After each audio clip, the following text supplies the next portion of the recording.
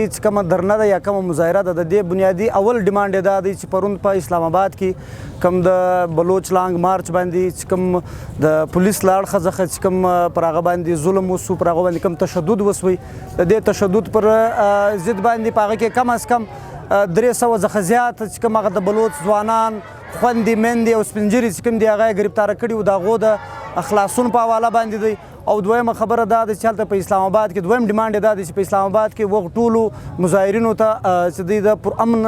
د احتجاج کولو چې کوم دی هغو ته حق ورکول سي د دې احتجاجي درنې نن دغه دوه بیسیک ډیمانډ دي خو تر اوسه پورې خبرې دا روانې دي چې هلته د اسلام آباد هائی کورټ د دې پر ضد باندې اکشن اخیستی دی او تر 5 بجو پورې چې کوم دی هغه موږ ته ټایم راکړی چې تر 5 بجو پورې به موږ ټوله چې کوم پروند ګرفتار شوي خلک دي دا به ټوله در خلاص کو نو تر هغو پورې به دغه احتجاج روان وي تر څو پورې زموږ هغه ټول ملګري چې کوم دي هغه نه خلاص شوي نو زموږ اوله مطالبه خو دا ده او تر 5 بجو پورې وخت راکړی دی کېدای تر 5 بجو پورې خلاص خبره دا ده چې د دې بعد بیا دا چې بیا به لکه نن په بلوچستان په ډیرو علاقو کې چې کوم د احتجاج وسو تربتو خارانو ګوادرو کولو په دغو علاقو کې اوس نو بیا به خپل موږ به احتجاج ته مخ په وړاندې نورم کش ورکوو او کوشش به دا وي چې موږ به دلته پر دغه ځای باندې بیا درنم کښېنوو که چیرې زموږ ملګري چې کوم دي راخلاص نه کړو زموږ بیا به دویم لای عمل دا وي کې تر ګردو زیات خدای دي چې 300 څخه زیات کسان نیول شوي دي چې په هغه کې د بلوچ اکزیټي کمیټې چې کومه چیرپرسنه ده ډاکټر مارنګ بلوچ هغه نیول شوي ده او ورسره چې کوم د ګلزار دوست د تربت غيو ملګري دي هغه ورسره نیول شوی دي نور هم داسې ډېر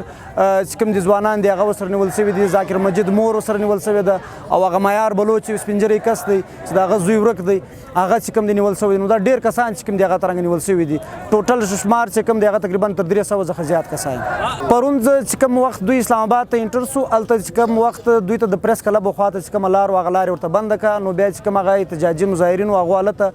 د پریس کلب څخه شم را په دې خوا دلته چې کوم دوی ناست اوس هغه ځای نوم له ما څخه هیر دی هلته چې دوی کښېنستل د شپې پر 1:30 بجه باندې چې کله د دوی سټرنث لږ سره کم سو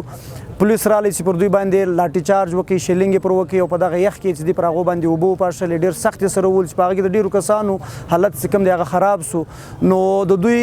دا و چې پر امنه بالکل ناست دوی هلته خپل کیمپ ولګوي او بیا د هغه پس پولیس والا رالو چې دوی کیمپ یې له بیخه څخه وکشي او کوم اکثره ملګري چې هسپتالو ته تللي وو هغه یې هم له هسپتالو څخه یې ووړل او کل ملا کې وختي ما درته وویل چې 300 څخه زیات کسان دا وخت په زندان کې خبره دا ده ما اوس په خپل سپیچ کې دغه خبره وکړه چې پر 8 فروری باندې الیکشن را روان دي او دا ټیم چې کوم ټولې بلوچ کمپرسته پارټیانې دي هغه چې دي د الیکشن کمپین په سلسله کې سرګرم دي هغو دغه کیسه چې کوم د بالاچ بلوچ له اړخه څخه دا کیسه را روانونه شپږ ویشتمه د لږ میاشتې پوره کېږي نو تر دغه حده پورې چې کوم دی هغه ټولې پارټیانې یوازې تر دې پورې محدود دي چې اخباري سټیټمنټ ورکړه او دلته 15 کسان یا 10 کسان راشي په دې احتجاجو کې د اظهار یکجهتي په معنا باندې شرکت وکړي نو که ته ورته وګورې چې داسې په بشپړه توګه باندې د دغو ټولو پارټیانو چې کوم کامپاله پارټیانې دي یا کامپرسه پارټیانې دي د هغو په دې ټول احتجاج کې د دې احتجاجي مظاهرینو سره داسې خاص تړون نه دی پاته شوی چې کوم پکار